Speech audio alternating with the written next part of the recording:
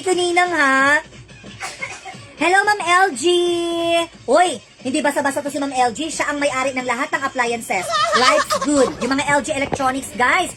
1 year warranty ho yan mga Ninang. Eto mga beshi. Oo. Guys ha, hair blower with free wifi with birth certificate. Ayan mga Ninang ko. Gawa po yan ng PSA. Ayan mga Ninang ko. PSA, di ba? Ha? PSA, Wala lang NS. PSA. Uwi din ng Pinas. Yan, sinasabi ko sa'yo. Tagal mo dito eh, no? Uwi din. Namimiss ka na ng mga birth certificate. Hindi ka pa updated. Yung sa'yo, Ba't ako pa ganyan? Okay. Ano ka makalangaw?